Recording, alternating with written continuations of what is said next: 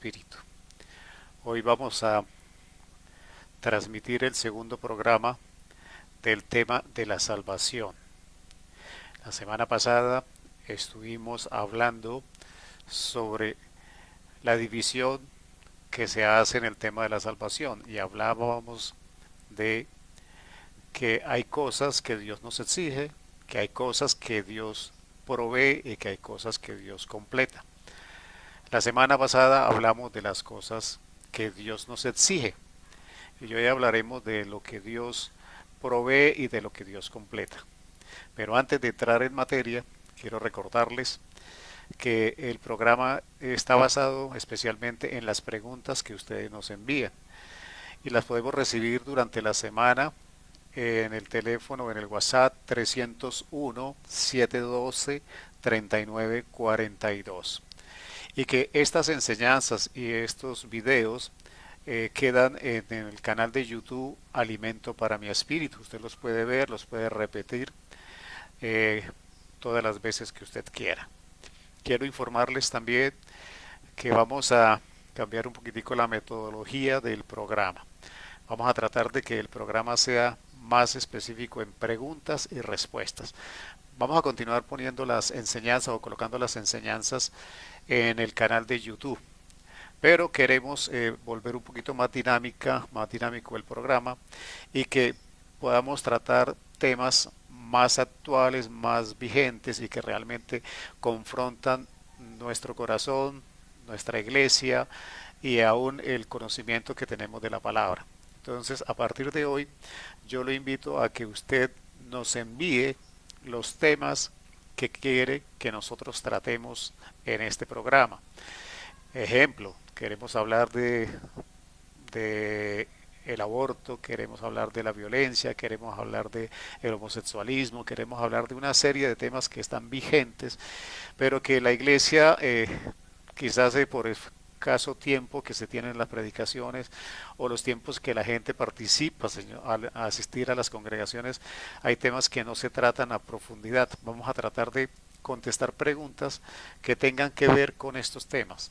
Por eso espero a partir de hoy que usted nos colabore y nos plantee los temas para que a partir del próximo jueves podamos estarle dando respuesta a esas preguntas y a esas inquietudes que usted tiene. Son temas que quizás usted no se atreve a preguntar en su iglesia o por desconocimiento o por pena, quizás no lo haga en su iglesia, en su congregación, con sus pastores. Aquí con toda libertad lo puede hacer. Propónganos los temas, propónganos las preguntas y trataremos de trabajar de común acuerdo para, a través de la palabra, resolver estas inquietudes. Vamos a entrar en el tema. El tema, como les decía hoy, es la continuación del plan de salvación. La semana pasada veíamos lo que Dios nos exige a nosotros en el plan de salvación y hablábamos de tres elementos. Hablábamos del arrepentimiento, hablábamos de la fe y hablábamos de la conversión. Decíamos de la fe, que todo el plan de salvación se basa en la fe que tengamos en Cristo. También hablábamos del arrepentimiento, de ese cambio de actitud, de ese cambio de mentalidad que debemos tener en nuestra vida para poder acceder a ese plan de salvación. Y la conversión, que realmente era el resultado tanto de la fe como del arrepentimiento aplicado en nuestra vida, que nos hace cambiar de actitud ante las circunstancias de la vida, que la asumamos de manera diferente. Hoy vamos a tratar de cubrir dos temas. Uno, el tema de lo que Dios provee y el tema de lo que Dios completa. Realmente vamos a definir 10 palabras que nos hablan de esto porque realmente es para que entendamos que el plan de salvación no es algo sencillo como cualquier plan que hacemos los seres humanos, sino es un plan tan perfecto y tan completo que cubre todas las áreas de posibles que pudieran modificar las circunstancias de nuestra salvación. Y por eso en el plan perfecto de Dios hay esas 10 palabras que trataremos de muy rápidamente de explicar. Con el propósito de ser un poco más específicos, cada una de estas palabras va a tener un mini video en YouTube, en Alimento para mi Espíritu, para que podamos darle una explicación un poquito más amplia. Hoy vamos a tratar de nombrarlas, vamos a tratar de definirlas y a tratar de entenderlas de manera muy sencilla. Vamos a hablar de lo que Dios nos provee. Ya hablamos de lo que Dios nos exige: fe, arrepentimiento y conversión. Ahora, ¿qué nos provee Dios? Dios nos provee el proceso de santificación. ¿Qué es la santificación? Si nosotros lo vemos desde el Antiguo Testamento, la santificación era apartarnos, era apartar algo, apartar las personas, apartar los objetos. Y por eso nosotros vemos cuando se habla del tabernáculo que había objetos santos, que eran objetos apartados para el uso de Dios. Pero si nos vamos al tema neotestamentario, con lo que tiene que ver con la santificación, realmente lo que en el Nuevo Testamento habla del tema de santificación es que nosotros tengamos una transformación interna. Esa transformación interna se inicia con el segundo elemento del que hablábamos la semana pasada, que era el arrepentimiento. El arrepentirnos de la actitud y de las cosas que estábamos haciendo y cambiar nuestra manera de vivir y nuestra manera de actuar. Se inicia un proceso. Este proceso, ¿cuándo termina? Inicia con la conversión, con haber recibido a Cristo Jesús en nuestra vida, y termina el día que nos vayamos de este mundo. Todos los días de nuestra vida estaremos trabajando en el proceso de santificación. Normalmente uno escucha a las personas, o cuando uno hace una pregunta como esta y les dice: ¿cuántos santos hay en la congregación? Muy pocos alzan la mano o muy pocos se dan por aludidos. Pero realmente lo que estamos hablando de esta santidad hace diferencia con lo que tiene que ver con la santidad de Dios. Dios es santo porque Él no tiene nada, absolutamente nada que ver con el pecado. Nosotros, la santidad nuestra es la búsqueda de apartarnos, separarnos del pecado y con todas nuestras fuerzas luchar para no pecar más. Pero ya el pecado nos afectó, ya tenemos afectación por el pecado. Entonces nuestra santidad es una santidad diferente de la que estamos hablando de Dios. Quiero que me acompañen a la palabra en segunda de Tesalonicenses, capítulo 2, versículo 13, para que empecemos a entender el llamado, para que empecemos a entender cómo Dios nos llama a esta santidad y por qué nos pide la santidad. Dice la palabra del Señor: pero nosotros debemos dar siempre gracias a Dios respecto a vosotros, hermanos amados por el Señor, de que Dios os haya escogido desde el principio para salvación, mediante la santificación por el Espíritu y la fe en la verdad. Quiero llamar la atención en este versículo en el sentido de que nosotros somos escogidos para santidad.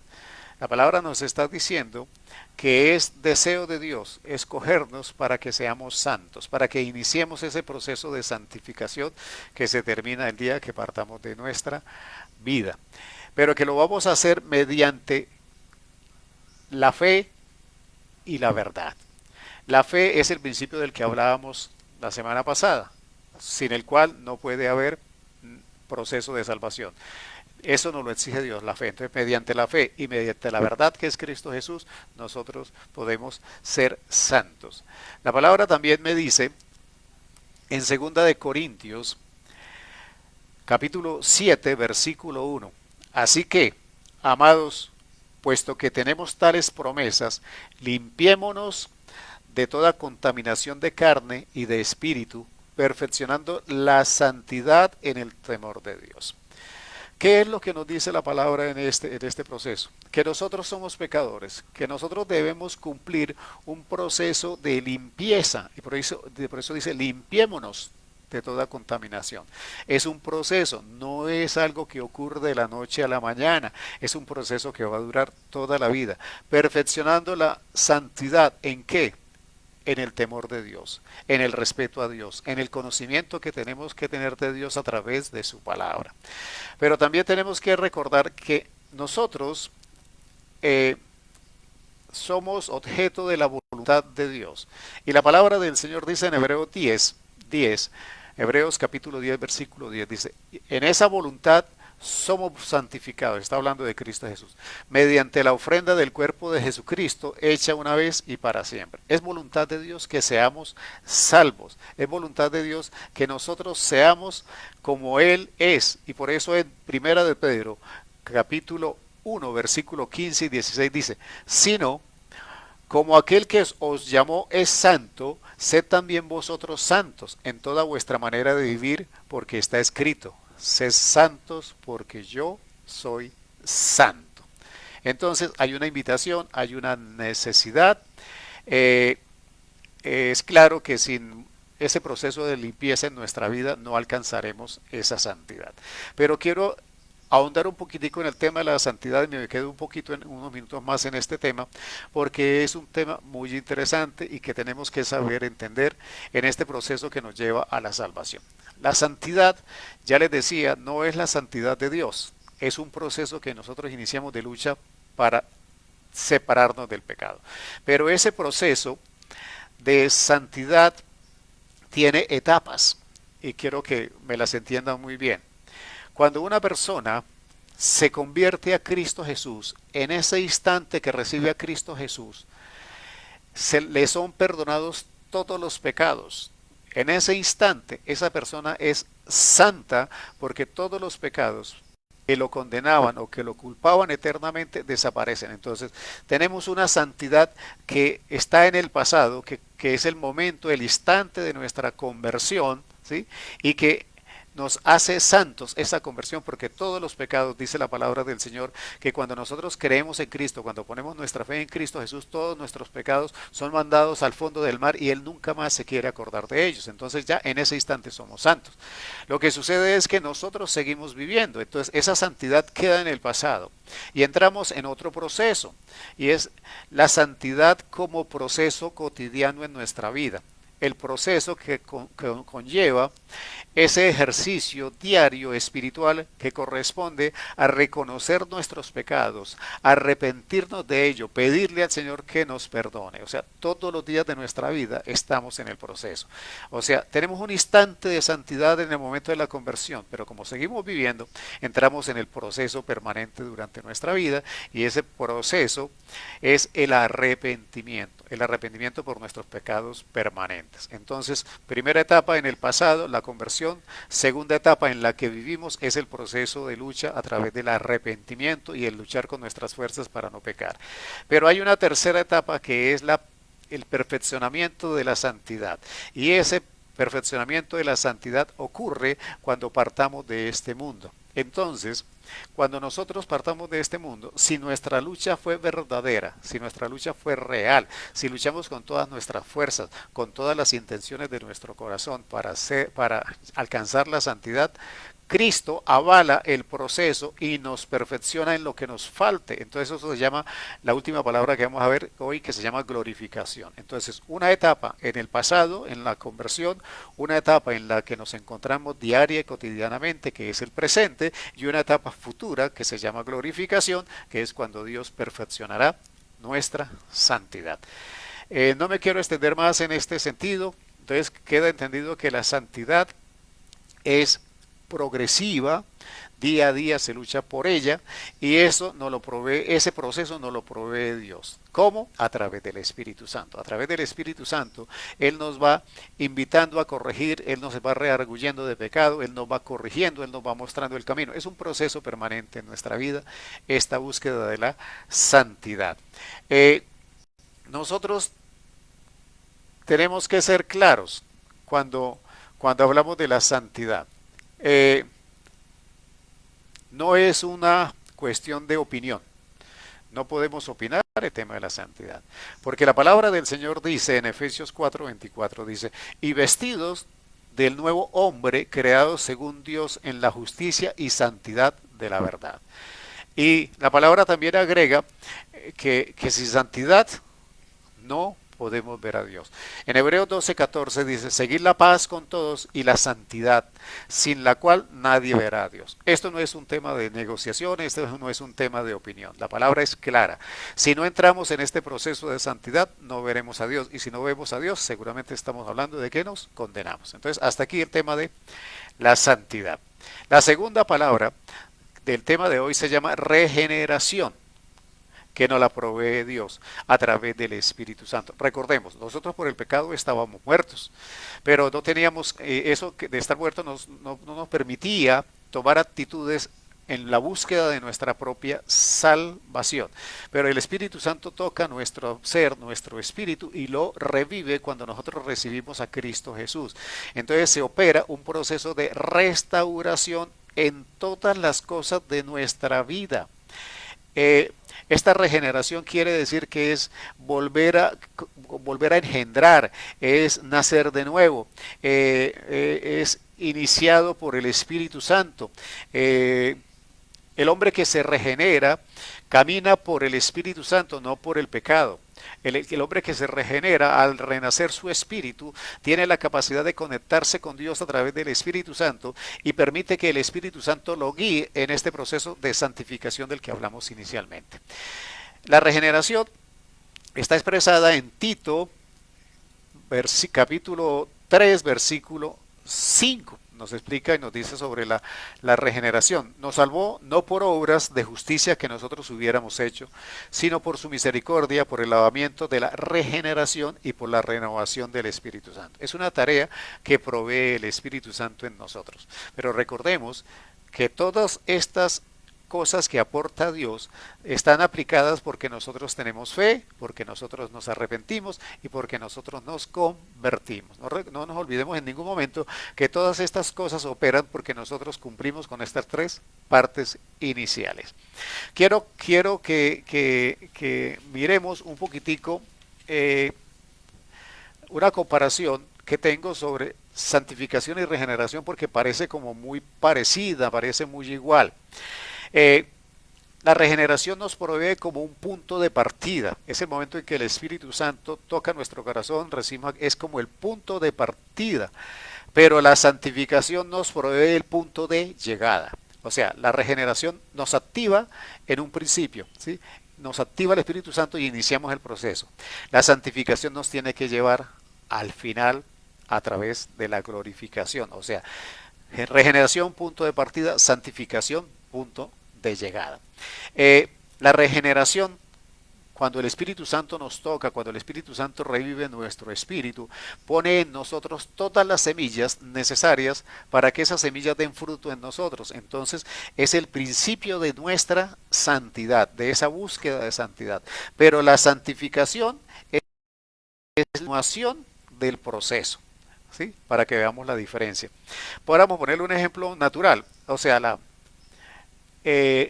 la regeneración es como si usted sembrara una semilla, naciera la planta, etcétera, etcétera. Pero esa planta sirve de sombra y nada más en la regeneración. ¿Cuándo opera la santificación para hacer el ejemplo? Entonces, en la regeneración somos planta, en la santificación damos frutos, porque la santidad ya está siendo alcanzada por nosotros y entonces ya empezamos a dar frutos. La regeneración es el nacimiento a una conversión espiritual. La santificación es el desarrollo, es el crecimiento, es la edificación que nosotros hacemos a través de la palabra. Por decir algo, la regeneración es que se nos entregue la materia prima. Y la santificación es el proceso que nosotros hacemos con la materia prima. Dicho de otra manera, a ver, para que me entienda más. Usted puede comprar un bombillo. Ese bombillo es fuente de luz. Pero si usted no lo conecta y no oprime el interruptor, no se convierte en fuente de luz. Entonces, cuando usted se regenera o cuando el Espíritu Santo lo regenera a usted, lo que hace es darle todas las herramientas, pero a través de la santidad usted activa esas herramientas. Entonces ya deja de ser fuente de luz a ser a alguien que es quien proyecta luz, ¿sí? Entonces, un bombillo encendido proyecta luz, un bombillo apagado tiene la capacidad, pero no proyecta la luz. No sé si me he hecho entender con este pequeño ejemplo. Vayamos a la tercera palabra. Esta palabra se llama elección. O sea, Dios escoge. ¿Qué es escoger? Por decir algo, escoger es sonsacar. Escoger es sacar de un grupo cosas individuales. Eso es lo que hace Dios cuando escoge a quienes son llamados a santidad. Este es un tema discutible y si usted lo quiere profundizar, le invito a que vea el video que está Alimento para mi espíritu, que se llama Preguntas y Respuestas número 1, que ahí contestamos a la pregunta si la salvación se pierde o no, y tocábamos este tema porque es el tema de la elección, cómo hace Dios la elección. Sin embargo, vamos a recordar algunos versículos bíblicos que están en la palabra con referencia a este tema de la elección. Eh, Vamos a mirar en primera de Pedro 2:9. Dice la palabra, mas vosotros sois linaje escogido, real sacerdocio, nación santa, pueblo adquirido por Dios, para que anunciéis las virtudes de aquel que os llamó de las tinieblas a la luz admirable. ¿Qué es lo importante que quiero que ustedes se fijen en este versículo? En primera de Pedro 2:9, que sois linaje escogido, que sois linaje escogido. O sea, nosotros fuimos escogidos. La palabra en Primera de Corintios dice dice según, perdón, corrijo. Efesios 1:4, Efesios 1:4 dice, según nos escogió en él antes de la fundación del mundo, para que fuésemos santos y sin mancha delante de él. ¿Qué está diciendo la palabra? Que Dios hace una elección. La elección, quizás ese tema no nos agrade, los parámetros como Dios escoge, pero por eso lo invito a que mire el video de preguntas y respuestas número 1, que ahí lo tratamos a profundidad. Quiere decir que Dios escoge en un concepto de elección doble, escoge quiénes se salvan y quiénes se condenan. ¿Cuáles son los parámetros para esa elección? Es lo que usted va a ver en el video. Esa es la segunda palabra. La tercera palabra. La cuarta palabra es la adopción. La adopción nosotros la tenemos muy claramente expresada en Juan 1:12. Pero nosotros escuchamos la palabra adopción con mucha frecuencia. Nosotros vemos personas, familias, parejas que adoptan hijos. Pero ¿qué significa la adopción? ¿Qué representa el que una niña, un niño, un bebé, una bebé sea adoptada o adoptado? Lo que significa, y es como la posición legal que nosotros entendemos desde la adopción bíblica. La adopción bíblica nos habla de que a esa persona que se adopta, esa persona recibe los derechos y los beneficios que tiene la familia. En muchas culturas, la adopción se hace simplemente por continuar el apellido o por continuar el linaje del hombre. En este caso no, cuando hablamos de la adopción, estamos hablando de que a esa persona que se adopta, a esa persona se le entregan los beneficios de ser familia, los derechos que la familia tiene, en dos sentidos: derechos adquiridos para su usufructo, pero también derechos a representar la familia donde él esté. Entonces, ¿qué sucede cuando nosotros somos adoptados por Dios? Nosotros usufructuamos la bendición del cielo porque somos hijos de Dios, pero también tenemos la obligación y la responsabilidad de representar a Cristo Jesús en la tierra. Y por eso nosotros, dice la palabra, somos embajadores. Quiero que miremos esto en Juan 1:12. Entonces habíamos dicho que, mas a todos los que le recibieron, a los que creen en su nombre, le dio potestad de ser hijos de Dios. Luego en Gálatas 4:5 dice la palabra, para que redimiese a los que están bajo la ley, a fin de que recibiésemos la adopción de hijos. Y en Efesios 1:5 dice, en amor, habiéndonos predestinado para ser adoptados hijos suyos por medio de Jesucristo, según el puro afecto de su voluntad. Entonces, Dios nos ha proveído hasta acá santificación, regeneración, elección y adopción. Ahora vamos a mirar la quinta palabra, y es la justificación. Este tema es un tema que uno lo escucha frecuentemente en las predicaciones en la iglesia, pero quizás muchas personas no lo entienden a cabalidad. La justificación es la forma en que Dios diseñó dentro del plan de salvación conciliar dos de sus atributos. Recuerden, La justicia de Dios, nos dice en Romanos 3:23 y en 6:23, que nos destituyó de la gloria del Señor y que por ser pecadores la paga es muerte. Entonces, el atributo de Dios, que es la justicia, nos condena, o ya nos condenó, o somos todos condenados porque todos somos pecadores. Pero aparece el atributo de Dios, que es el amor, su misericordia, que nos quiere salvar. Entonces, a través de la justificación se concilian estos dos atributos por medio de Jesucristo. De la siguiente manera, esto es una palabra como que suena un poco rara y se llama la doble imputación. Doble imputación. ¿Qué quiere decir la justificación? La justificación quiere decir absolver. La justificación quiere decir declarar justo, o sea, que podamos acceder a un veredicto que nos favorezca. Romanos 4:25 dice la palabra del Señor. Romanos 4:25 dice, el cual fue entregado por nuestras transgresiones y resucitado para nuestra justificación. Justificados pues por la fe, tenemos paz para con Dios por medio de nuestro Señor Jesucristo. Romanos 5:1. ¿Cuál es el tema de la justificación para que lo entendamos de manera más sencilla? Cristo Jesús se hace maldición por nosotros y muere en la cruz. Pero resulta que Él no cometió ningún pecado. Entonces, ¿en qué consiste la doble imputación? Que de nosotros salen los pecados y se cargan a Jesucristo. Todos los pecados de la humanidad se cargan a Jesucristo. Y como el pecado no puede estar en la justicia, entonces la justicia que está en Cristo sale de Cristo y nos cubre a nosotros. O sea, ese cambio de posición, ese cambio de condición que nos saca a nosotros de pecadores y nos justifica con la justicia de Cristo, es lo que llama doble imputación, un cambio de la condición. Pasamos de pecadores a justos y Cristo pasa de justo a pecador y se sacrifica por nosotros. Eso se llama justicia. Esto tiene que ver con hacer la parte legal del proceso del plan de salvación. Como les decía, luego voy a montar videos, unos mini videos con cada una de estas palabras, tratando de explicarlos un poquitico más en profundidad, porque hoy realmente el tiempo no nos va a alcanzar para esto.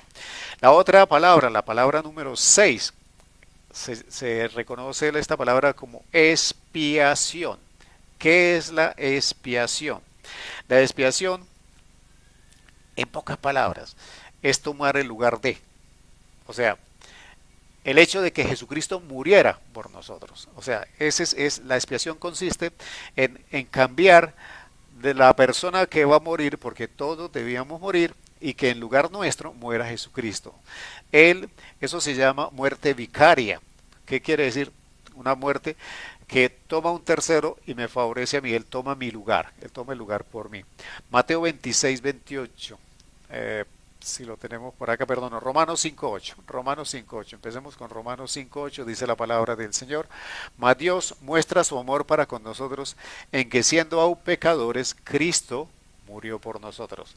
O sea, Cristo toma nuestro lugar. Mateo 26:28.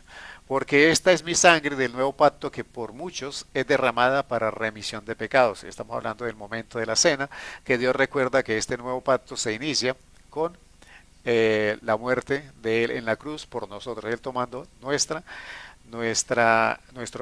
posición. Entonces, la muerte vicaria de Cristo toma el lugar y muere por nuestro pecado y muere por nosotros. ¿Sí? Esa es la expiación. Ahora viene el tema de la propiciación, palabra número 7, propiciación. La propiciación, vamos a mirarla en Primera de Juan, capítulo 2, versículo 2. Y Él es la propiciación por nuestros pecados, y no solamente por los nuestros, sino también por los de todo el mundo.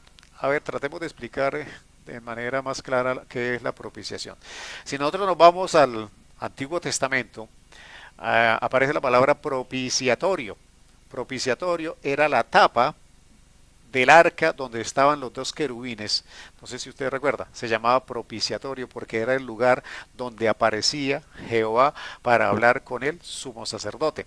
Entonces, para que lo entendamos en nuestro lenguaje, la propiciación es aquel que favorece una circunstancia, es aquel que como que favorece las circunstancias, por decir algo. La mamá es propiciatoria para que el papá le dé permiso a la hija o al hijo a salir. Entonces ella propicia las condiciones, quizás le prepara el mejor almuerzo, el almuerzo que prefiere el esposo, y en el almuerzo cuando él está muy agradecido le dice, ay, es que mi hija me dijo que la dejáramos salir a tal fiesta, a tal reunión. Entonces la mujer, la esposa, propicia la salida. Entonces eso es lo que hizo Cristo Jesús con nosotros. Propició que Dios dejara de estar enojados con nosotros por la ira. La propiciación es remover la ira con una ofrenda, y esa ofrenda en este caso es Cristo Jesús. Y por eso cuando uno lee Primera de Juan 2:2 y se va al versículo anterior a Primera de Juan capítulo 2:1, encuentra que dice que Cristo Jesús es nuestro abogado. O sea, Él propicia ese acercamiento, Él propicia que la ira de Dios desaparezca y que nos favorezca en ese proceso en el que debemos llegar hacia Él. Entonces esa palabra propiciación es decir que recibimos ayuda de parte de Dios, de Cristo. La octava palabra es redención. La palabra redención tiene que ver con el tema de pagar el precio. La redención en la época de los esclavos, se redimía un esclavo pagando el precio o pagando la deuda o pagando el compromiso que esa persona tenía por el cual fue esclavizado. Entonces la redención en el caso de Jesús es que Él pagó el precio por nosotros en la cruz. Lo vemos en Marcos 10:45, dice la palabra, porque el Hijo del Hombre no vino para ser servido, sino para servir y para dar su vida en rescate por muchos. Casi que la palabra redención quiere decir rescate, de alguna manera es muy parecido el significado. Cristo Jesús se convierte en el pago, se convierte en el rescate que debe pagar para redimirnos, para salvarnos. Romanos 6, 17, 18 dice la palabra del Señor, pero gracias a Dios que aunque erais esclavos del pecado, habéis obedecido de corazón a aquella forma de doctrina a la cual fuisteis entregados, y libertados del pecado y viniste a ser siervos de la justicia. Aquí hay un tema interesante. Nosotros creemos que Cristo nos libertó, nos libró del pecado, nos quitó la esclavitud del pecado, perdón la palabra, para hacer lo que nosotros quisiéramos. ¿Sí? Y resulta que no. El tema es que Cristo pagó el precio para ahora Él ser el dueño de nosotros, para Él tomar potestad y dirección sobre nuestra vida. No es que cambiamos, que ya no somos esclavos del pecado, pero seguimos haciendo como nosotros queramos. No, lo que Cristo hace es liberarnos del pecado, pero ahora ser esclavos de la justicia, o sea, ser esclavos de las leyes, de los mandamientos, de los preceptos que en la Biblia se encuentran para que nosotros vivamos de esa manera para mantener el proceso de salvación. Entonces, esa es la redención. Ahora aparece la novena palabra y es la reconciliación. Romanos 5:10 dice la palabra de Dios en Romanos 5:10. Dice, porque si siendo enemigos fuimos reconciliados con Dios por la muerte de su Hijo, mucho más estando reconciliados seremos salvos por su vida. Sigo leyendo la palabra del Señor para que luego redondeemos la idea. Dice, y todo esto proviene de Dios. Estoy leyendo segunda de Corintios 5:18 al 20. Segunda de Corintios 5:18 al 20. Y todo esto proviene de Dios, quien nos reconcilió consigo mismo por Cristo y nos dio el ministerio de la reconciliación, que Dios estaba en Cristo reconciliando consigo al mundo, no tomándoles en cuenta a los hombres sus pecados, y nos encargó a nosotros la palabra de reconciliación. Así que somos embajadores en nombre de Cristo, como si Dios rogase por medio de nosotros, os rogamos en el nombre de Cristo reconciliados con Dios. ¿Qué me parece interesante? Que aquí nos está diciendo el Señor, si yo, a través de Cristo se reconcilian conmigo. pero ustedes a partir de ahora tienen la tarea de reconciliar al mundo conmigo. A ver, si entendamos y pongámosle en la dimensión clara. La palabra central de esto, del tema de la reconciliación, es que Dios nos dejó el ministerio y la palabra de reconciliación con el propósito de que nosotros fuéramos al mundo, ojo con esto, a rogarle al mundo que se reconcilie con Dios. No estamos diciendo que vayamos y le preguntemos, que vaya y se lo digamos de mala manera, que los invitemos con dos piedras en la mano. No, está diciendo que nuestra actitud con las personas que no conocen de Cristo es que nosotros a las personas que no conocen de Cristo debemos rogarles para que se reconcilien con Dios. O sea, Él nos provee el ministerio a través de Cristo Jesús de reconciliarnos a nosotros con Dios, pero a la vez nos da la palabra para que nosotros vayamos por el mundo tratando de reconciliar al hombre con Dios. Entonces, es un tema dual en el sentido de que sí, nosotros somos reconciliados, pero tenemos una tarea que nace de esto, que es el que reconciliemos a los demás con el mundo. Estas nueve palabras que hasta aquí hemos visto, la santificación, la regeneración, la elección, la adopción, la justificación, la expiación, la propiciación, la redención y la reconciliación, son los elementos que Dios provee en el plan de salvación. Vimos tres inicialmente que eran los elementos que Dios exige de nosotros. Tres. Ahora llevamos nueve palabras acá que expresan lo que Dios provee. Es una manera de explicar. Unos tienen que ver con los otros. A veces se confunden unos con otros. Pero estas nueve palabras de alguna manera manifiestan lo que Dios en su infinito amor en el plan de salvación nos provee. Pero queda una palabra en este tema. Y es la décima palabra, y es lo que Dios completa, ya sería la tercera parte del proceso, lo que Dios nos exige, lo que Dios provee y lo que Dios completa, y lo que Dios completa se llama glorificación, y la glorificación tiene que ver con el tiempo final expresado en Judas 1:24, y aquel que es poderoso para guardaros sin caída y presentaros sin mancha delante de su gloria con gran alegría. Solamente Cristo Jesús nos puede llevar de nuestra vida pecaminosa en el proceso de la santidad, viviendo a través de la Biblia, viviendo a través de la fe, del arrepentimiento y de la conversión, aceptando estos nueve principios que Dios provee para nuestra vida, llegaremos a que Él nos presente a Jehová, al Padre, de manera que no tengamos mancha. Solamente Cristo Jesús lo puede hacer. Podemos a pensar en la glorificación, el momento final cuando partamos de este mundo. ¿Cuándo va a ocurrir esta glorificación? El día de nuestra muerte. Ese día estaremos presentando cuentas al Señor. Pero si no es así, la otra posibilidad es que estemos para el arrebatamiento o para la segunda venida del Señor. O sea, son dos cosas diferentes, pero son los momentos en los que puede llegarse al momento de glorificación por la muerte natural, o porque estamos en el día del arrebatamiento, o porque estamos en el día de la segunda venida de Cristo, que las cosas ya ahí empiezan a cambiar. ¿Cómo es el proceso? El proceso de la glorificación final lo expresa Pablo cuando le escribe a Corintios, Primera de Corintios, capítulo 15, versículos 51 y 52, y dice la palabra del Señor: He aquí os digo un misterio, no todos dormiremos, pero todos seremos transformados en un momento, en un abrir y cerrar de ojos. A la final trompeta, porque se tocará la trompeta y los muertos serán resucitados incorruptibles y nosotros seremos transformados.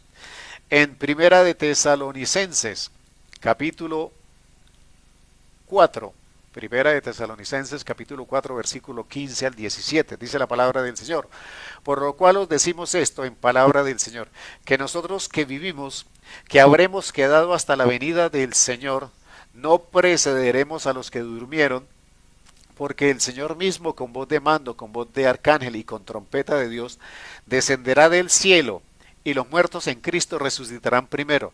Y luego nosotros, los que vivimos, los que hayamos quedado, seremos arrebatados juntamente con ellos en las nubes para recibir al Señor en el aire y así estaremos siempre con el Señor.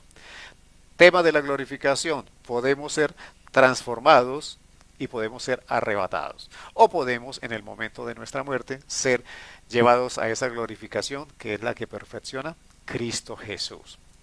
Bueno, hasta aquí estas 10 palabras que tienen que ver con lo que, las 3 y las 10 siguientes, con las que tiene que ver con lo que Dios nos exige, lo que Dios provee y lo que Dios completa. Estas son las palabras más o menos que integran todo el proceso de salvación. Claro que esta es una explicación muy sucinta, muy pequeña, por eso les insisto que entre al canal de YouTube Alimento para mi Espíritu y van a encontrar cada una de estas palabras explicadas de manera un poquito más extensa para que las podamos entender de mejor manera. Quiero hacer un resumen muy pequeñito y quizás no es la manera más correcta de expresar estas palabras, pero quiero que me las entienda de la siguiente manera y es un orden, me parece a mí, como más lógico para que entendamos cuándo ocurren las cosas. Primero, lo que primero hace Dios con nosotros es una elección, o sea, nos entresaca de los perdidos para salvación. Lo segundo que hace el Señor con nosotros a través del plan de salvación es regenerarnos, o sea, ponernos en el punto de partida donde iniciamos el proceso y donde pone las semillas para que nosotros al final demos frutos. Luego nos justifica, o sea, cambia nuestra condición legal, ¿sí? Luego viene la expiación, entonces Cristo Jesús muere y toma nuestro lugar. Viene la redención y es que por esa muerte Cristo Jesús paga el precio.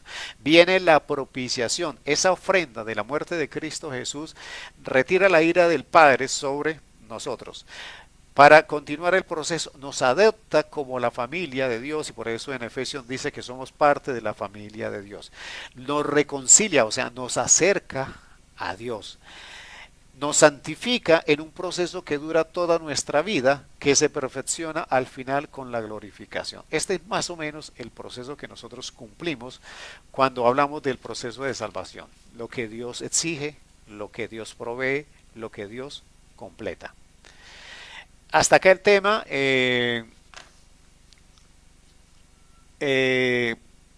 Recibí una pregunta, no sé si en este momento haya más preguntas. Tengo una pregunta de la familia Villamizar Hernández.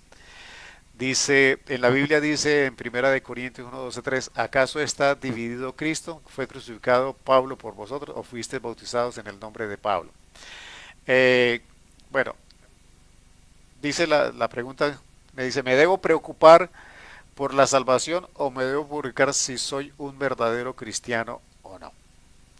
A ver, son preguntas que quizás la forma de expresarla no son, pues expresan dos cosas diferentes. O sea, yo no me debo preocupar. O sea, el tema, si hablamos de preocupación, la palabra me dice que yo no me debo preocupar, no me debo afanar por nada. Pero sí debo asumir la responsabilidad de lo que hago con mi vida. Saber que todo lo que haga tiene consecuencias. O sea, no hay nada que yo que haga en la vida que no tenga consecuencias. Y mi relación con Dios, todo lo que yo haga en mi relación con Dios tiene consecuencias. El tema es que yo me debo preocupar de la relación o me debo interesar o debo insistir en mi relación con Dios. Porque el tema de ser cristiano, y perdónenme, aquí me meto en un tema un poquito álgido, es susceptible a discusión. O sea, ¿qué es ser un buen cristiano? ¿O quién determina quién es un buen cristiano? La verdad no lo sabría decir. ¿Por qué? Porque la Biblia me enseña a ser un buen hijo de Dios. Un hijo obediente, un hijo que cumpla la palabra. Y a veces se contrapone o va en contravía de lo que los hombres consideran ser un buen cristiano. Pareciera que ser buen cristiano a veces, en ocasiones o en circunstancias, se choca con ser un buen hijo de Dios. Y por encima de cualquier cosa, yo debo agradar a Dios. Yo debo preocuparme por tener una relación con Dios. Yo debo preocuparme por tener una intimidad con Dios. Yo debo preocuparme por tener intimidad con Dios. Yo debo vivir una relación en la que el Espíritu Santo dirija mi vida. Quizás se va a encontrar con la circunstancia de que ese vivir de esa manera seguramente le impida hasta pertenecer a una iglesia, porque la iglesia quiere que usted vaya por otra parte. Usted quiere que la iglesia quiere, o la iglesia no, la congregación quiere que usted actúe de cierta y determinada manera.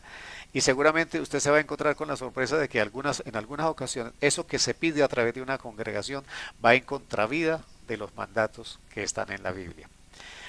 Entonces, ser un buen cristiano es subjetivo. No puedo definirlo porque depende de la iglesia a la que usted pertenezca, depende de la doctrina que usted esté recibiendo, pero lo que sí yo puedo decirle, su preocupación es que su salvación está garantizada mientras usted tenga intimidad con Dios, una buena relación con Dios, lo obedezca y viva según los mandatos que Él determina. Este es un tema de esos que normalmente puede suscitar controversia, porque no siempre ser buen cristiano significa ser buen hijo de Dios. Y por encima de cualquier cosa, lo más importante para nuestra vida, para nuestra salvación, para estar en paz con Dios, con nosotros mismos y con los demás, es ser buen hijo de Dios. Por encima de cualquier circunstancia, por encima de cualquier pensamiento, por encima de cualquier opinión, la Biblia me dice que yo debo vivir en el temor de Dios y esa es la fuente de mi sabiduría y es la fuente de mi salvación. Espero de esta manera haberle contestado a la familia Villamizar Hernández. No sé si tengan más preguntas en este momento. Les recuerdo, a partir de la semana entrante vamos a tratar temas muy específicos. Vamos a tratar de que usted nos proponga los temas. Estos temas de enseñanza vamos a seguirlos subiendo al canal de YouTube Alimento para mi Espíritu. Este tema de la salvación, lo que Dios nos exige, lo que Dios provee, lo que Dios completa, los estaremos subiendo en esta semana para que usted tenga los videos y usted los pueda repetir. Pero sí quiero que convirtamos el programa en una oportunidad de poder decir aquellas cosas o de preguntar aquellas cosas que quizás no nos atrevemos a preguntar. Voy a ponerles un ejemplo. Nosotros como iglesia, en muchas ocasiones, voy a corregir, nosotros como congregación, en muchas ocasiones hay temas en los cuales como congregación preferimos guardar silencio, no opinar y dejar que las circunstancias vayan ocurriendo, pero no tomamos posición en esas circunstancias que está viviendo nuestra sociedad.